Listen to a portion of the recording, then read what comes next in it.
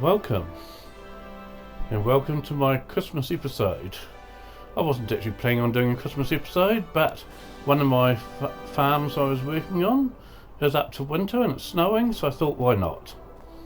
You notice here that I've got two nativity scenes in the corner of my yard, and if you can hear the Christmas music playing in the background, it's not actually a stereo, that's my Christmas tree there is playing that music.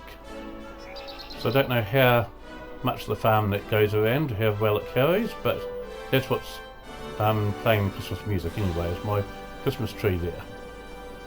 So anyway, I thought since this is my Christmas episode, and yes, I know it's only the 23rd today, or it's 23rd here in New Zealand at least, but I'm not going to have time to do another episode before Christmas, so this will be my Christmas episode. Anyway, I thought I'd tell you all about Christmas in New Zealand. It's probably quite different from Christmas in the States, for example, given that we're in summer at the moment here in New Zealand. So yeah, I thought I might tell you how Christmas kind of goes in New Zealand when it's a summer Christmas. So first of all, what you need to understand is that it's very, very hot here. So it's getting a bit of grip on my chicken feed here so I can go and feed my chickens. So yeah, it's very, very hot in New Zealand. I've got all the windows and doors open at the moment as I record this. It's just so hot. And that's not trying to rub it in for those of you that are having quite cold weather. That's just telling you what it is. So in New Zealand, I might just leave that there actually. So it should hopefully fill up the rest of the trough as it empties. So yeah, in New Zealand, it's actually quite common. A lot of people spend Christmas out at the beach. Now, our family doesn't, and the reason that we don't is that it's just so crowded out there. But it is a fairly common thing to do in New Zealand, is to have Christmas at the beach. So what our family does instead, because it's just too packed out at the beach, is we always have a Christmas barbecue. And because we're the only ones in our family with a house big enough to host everybody, so we're the ones that always host Christmas. And actually there's a bit of a story behind that as well, because I've been married to Nikki for 16 years now, and every year we've hosted my side of the family about a week before Christmas, because my father and his wife generally drive down from Wanganui, which is about 2.25 hours north of where I live. So they drive down like a week before Christmas to see us, and my brother, who also lives down this way. So we host my side of the family for Christmas the week before Christmas. So that was last Saturday we did that, and my father doesn't really like barbecue, so we don't do a barbecue that day, but we do like a summery meal. It might be filled rolls or something with all the doors wide open. Might even have it out on the deck if it's not too hot and things. And then on Christmas Day we host my wife's family for Christmas. And as I said, I've been married for 17 years now. 16 or 17, one of those two anyway, I don't remember which. Don't tell my wife I don't remember which. It's probably more than my life's worth. But we've hosted Christmas every year since we got married, because as I said, we're the only ones with a house big enough, and I don't mind doing that, but it does get a bit too much sometimes. It's a lot of work, and some of my family take a lot of effort to get on with, so we do get on with each other because we kind of force ourselves to. It's only, it's not a lot of times we see each other. We probably only see each other a few times each year, so but yeah, sometimes some of them can be really hard work, so putting in a lot of effort and things, and it can just be a lot. So I have suggested to my wife that next year we could start budgeting now, so that next year we could perhaps go away on holiday and actually spend Christmas Day away, and as long as we gave all the family enough notice so they can make other plans, I don't see that there's an issue. I mean, if we left it to the last minute to tell them, oh, actually we're going away, it wouldn't be on. But because it's summer weather, we figured that, you know, if they all want to meet up somewhere, they can do it outside somewhere, maybe at the beach or something like that if they want to, instead of meeting at our house if we're not here. And my wife was quite keen on that idea. Anyway, so yeah, we always have a barbecue for our Christmas lunch, and we have sausages and meat patties and sometimes a steak if we're feeling very, very rich. Just depends, because steak's very, very expensive here in New Zealand. In fact, all meat is expensive here in New Zealand. Although we are very fortunate that because we have so many family members coming, I mean, I think we've got 25 people at our place on Christmas Day this year. People do chip in and they do bring something along, so we are very, very fortunate in that respect. They don't all expect us to pay for everything, because quite frankly I don't think we could afford to do that. So just turning this around because I've got to fill it up from the other side. So yeah, and then normally the kids on Boxing Day will want to go into town to the shops, because quite frankly there's a lot of Boxing Day sales on in New Zealand and everything's on special, and the kids just want to try and grab a bargain, especially if any of them have received some money for Christmas and things. They want to go spending it. And for my wife and I, we can't think of anything worse than going to the shops when it's all absolutely crowded and packed. So we will do anything to avoid that. But it's quite good. One of the good things about having the kids' ages so spread apart, like my youngest is 14 and my oldest is 31, so there's quite a spread in ages there.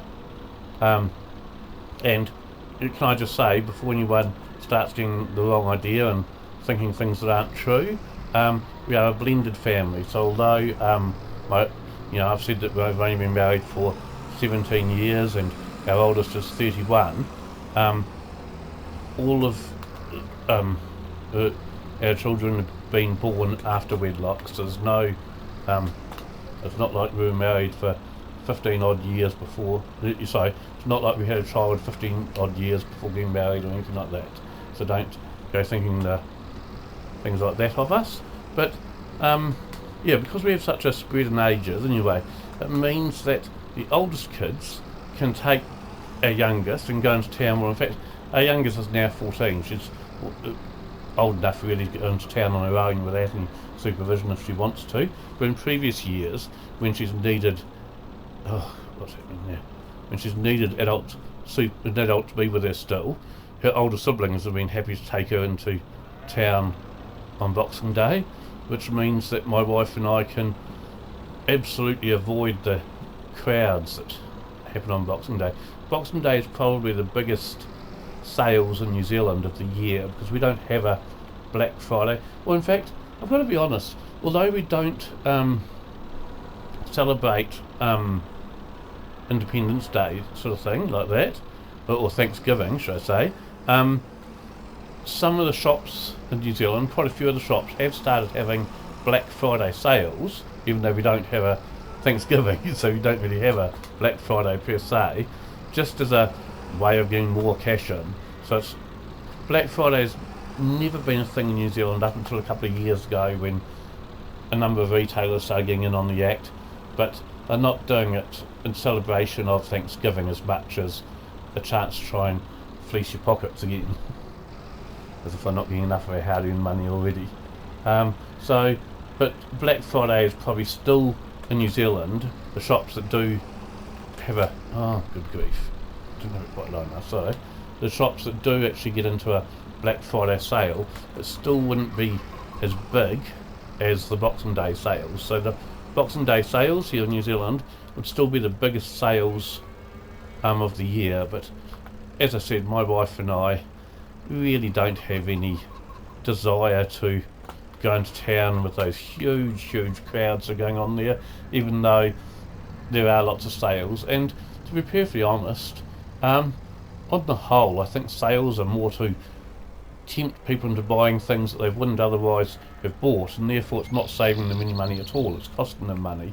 The only way a sale is saving you money is if an item that you were going to buy anyway happens to be on sale. Certainly if you're... Why is that? Oh, did I actually manage to fill that one, did I? I don't know, maybe I did. I didn't think I had, but... Oh yes, it is saying it's full, 11,250, that's full. Okay. So let's go on to the next one then. So yeah, generally speaking, if you're buying something because it's on special, and it's something that you wouldn't have otherwise have bought, you're not actually saving any money at all. Instead you're spending money, and that's how my wife and I feel. We don't want to be spending money unnecessarily on things that we'll probably regret buying later just because they were on special. Even with 10, 15, maybe even 20% off, it's still a lot of money on if it's something that you didn't really need and you didn't even want until you saw that it was on special type thing. So I suppose we could be tempted to go in to the Boxing Day sales if there was some big ticket item that we really needed. Let's say we needed a new oven or fridge or television set or something, because our weren't broken, then maybe we might be tempted to go in for those sales just to get that one item and then get out. But to be perfectly honest, there's no big ticket item we're needing at the moment, so therefore no need to go into town and face those crowds.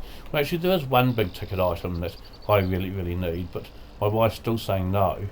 I'm trying to convince her that I really need another Mazda MX-5 as a fun weekend toy car, because the model I've got my eye on, it would be as well as the one I've got, not instead of, but it's a wee bit smaller than the one I've got and I don't really fit it. By that I mean I can't even put the roof up when I'm sitting in it because my head pokes too far up, so you can't put the roof up while you're sitting in it. So it's really not practical at all. But yeah, my wife seems to very unreasonably think that 2 MX-5s in one household is plenty. I mean, how absolutely unreasonable can you get, I'm telling you. But that's the way she feels.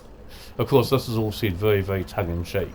At the end of the day, I consider myself extremely fortunate to be able to have one MX-5, and although I would enjoy a second one, I don't think my wife is being unreasonable at all in saying no, I can't.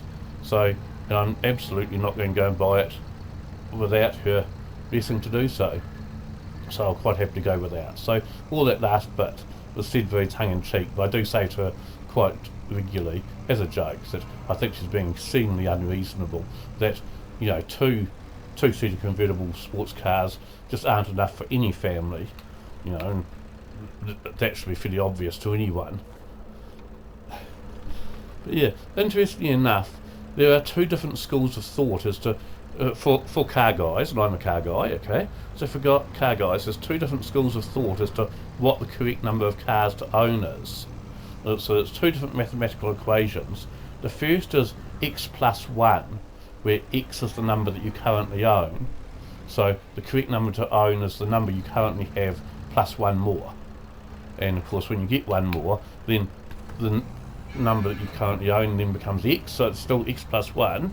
The other calculation that one can work on is y minus 1, y being the number where your wife would finally decide she's had enough and she's leaving you because you've just got too many cars. So you work out what that number is, then subtract 1 from that and have one less car than what that number is. So that's the two mathematical calculations to use to work out the correct number of cars that you should own, is x plus 1, where x is the number you currently own, or y minus 1, where y is the number where you should finally say, no, I've had enough and I'm leaving.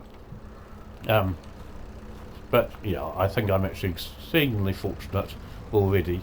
We've both got our dream cars, which, I mean, it's been a long time coming. We're both in our mid-50s, so, you know, for many years we had cars that were practical and did what we needed, rather than cars that we necessarily wanted. So at 50 years of age, where we've got no grandchildren at the moment, so it could be a very small window where we don't have to worry about running children around everywhere, but we don't have grandchildren that we have to run around either. I don't know how big that window is going to be, although I don't think any of our children are planning grandchildren or anything for us at the moment, so I think the window will be a few years at least. I suspect. But yeah, while that window is there, it's our chance to actually enjoy the moment, as it were. Now, just going to run this down. Yeah. So, yeah, anyway, I kind of got off the subject of summer Christmases here. So, it's interesting that I chose a map that's snowing and things to do my Christmas video on, because I've got to be honest, because I mean, obviously all of the Christmas movies you get in New Zealand are all American movies pretty much, so they're mostly centred around snow and snowing and things, and traditionally, you know, if any children's story books or anything else, Christmas is always a winter time of snow. You know, you hear it being a winter wonderland. So even though I've never ever experienced a winter Christmas, when I see snow and things, it still sort of reminds me of Christmas, which is kind of crazy. The snow reminds you of Christmas when you've never ever experienced a winter Christmas. But yeah, New Zealand Christmas is always a summertime thing, and I've got to admit, I mean, one of the things you'll see quite often in New Zealand is you'll see Christmas tree decorations or pictures and storybooks and things of, so my hazard on that, my light on the top there. Oh, there you go. So the tree, the music goes about as far as the end of the driveway of the house, but no further. Anyway, one image you'll see here in New Zealand sometimes is it's a typical farmer. Like if you Google wall footrot, wall W-A-L, and footrot F-O-O-T-R-O-T, that's a cartoon farmer character from a New Zealand cartoon called Footrot Flats. And Footrot Flats is pretty brilliant, but Wal Footrot is a farmer in these cartoons, and the way he's dressed is pretty typical of how a New Zealand farmer would be dressed. Normally a black singlet, a pair of shorts, sometimes a cloth cap to keep the sun off, and gumboots, always gumboots, and that's like a typical Kiwi farmer.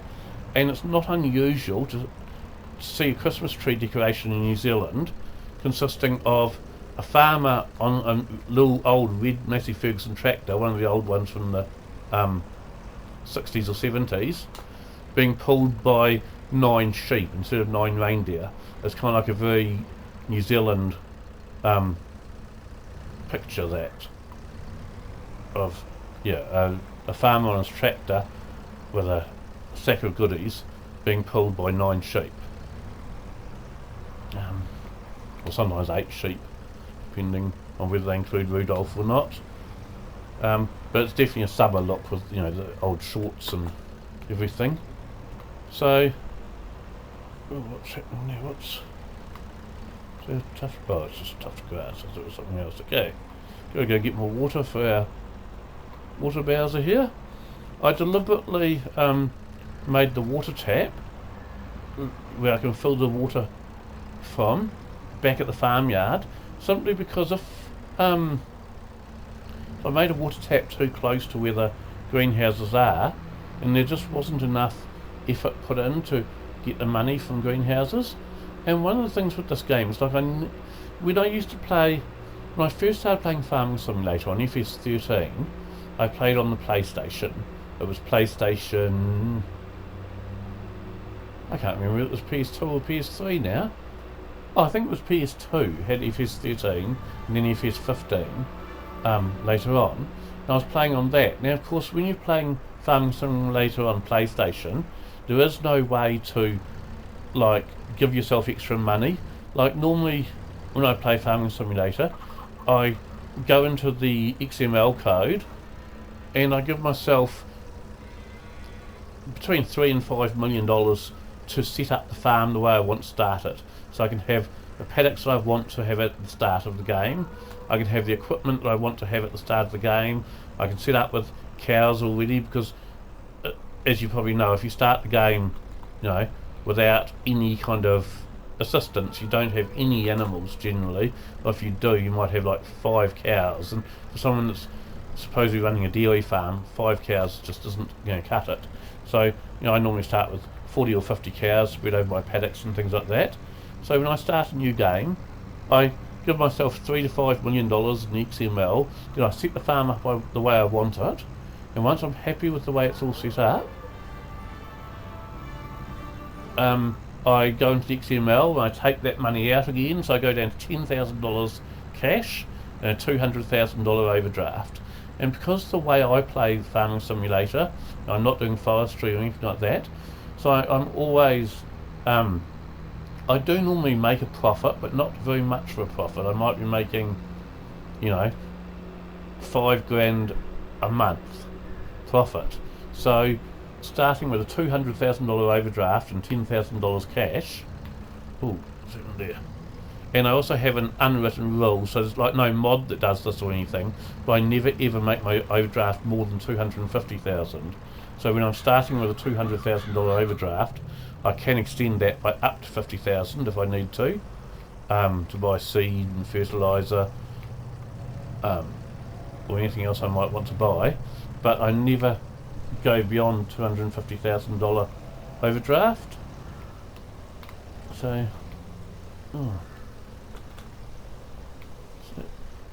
they must all be full now, I think. All these greenhouses, so we can put this trailer back where we got it from now.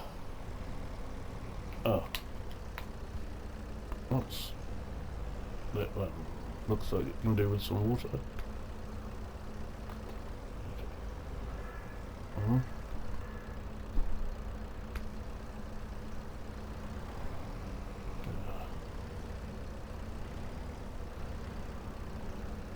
we go.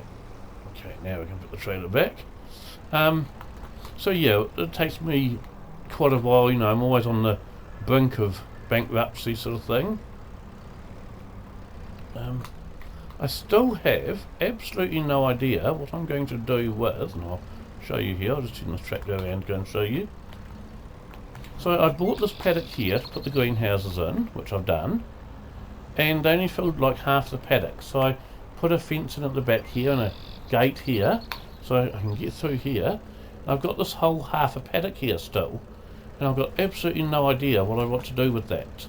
So at the moment it's just in grass. Now that's game grass, it's not grass I've planted, so it's not worth mowing to get silage and things, and I don't think I really need to turn it into planted grass for that, because I'm getting enough bales already for the number of cows I have, so I don't need extra paddocks to mow to get more. But I'm just, yeah, I have no idea. I cannot decide what I want to do with that paddock. I don't want another paddock of cows. I think I've got enough cows on this farm. I could perhaps do sheep or horses in there, maybe, but I just haven't decided yet, so it's just sitting empty at the moment, the other half of that paddock, till I decide. Anyway, I think I just lost my train of thought.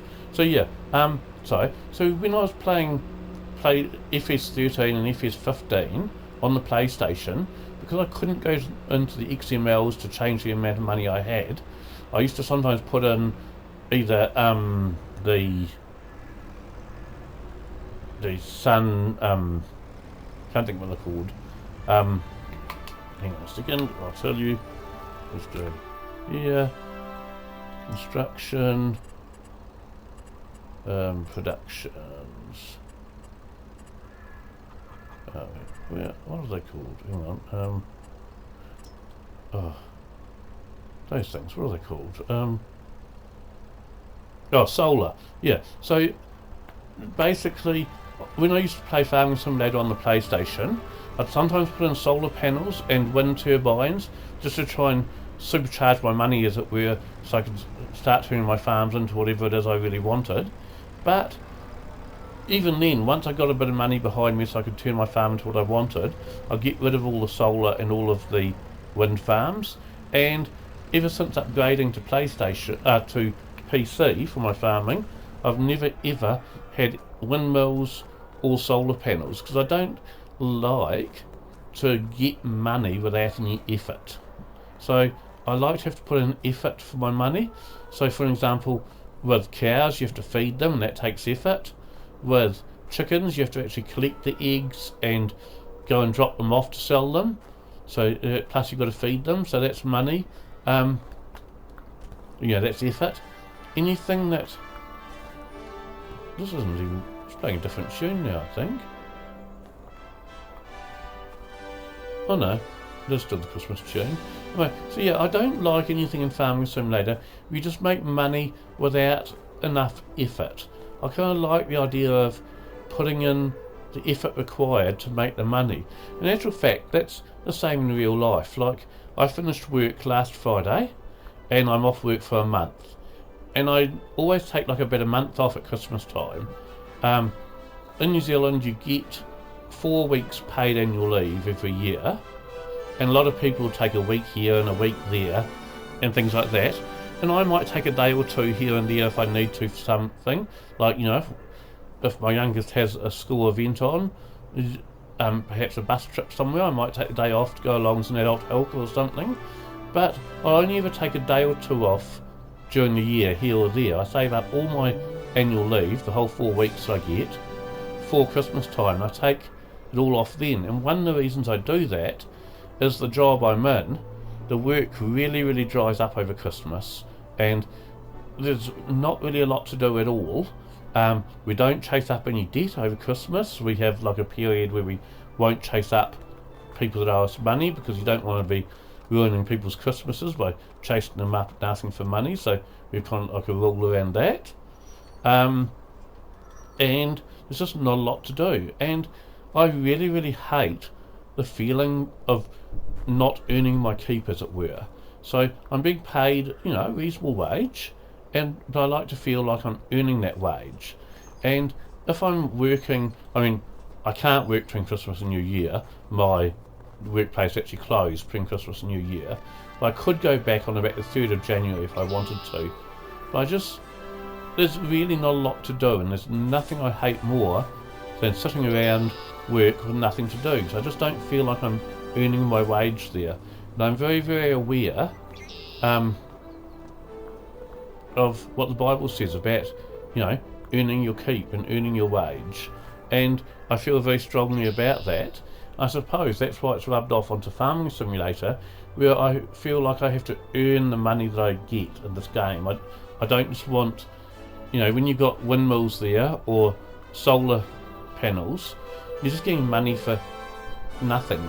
You don't do anything, you're getting money in. And I hate that. I hate just not doing anything and getting money. I like to earn all the money I get.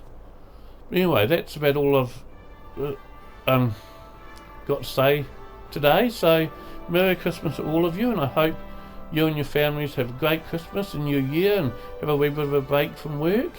And I will catch up with you all again after Christmas. Thank you very much. Bye.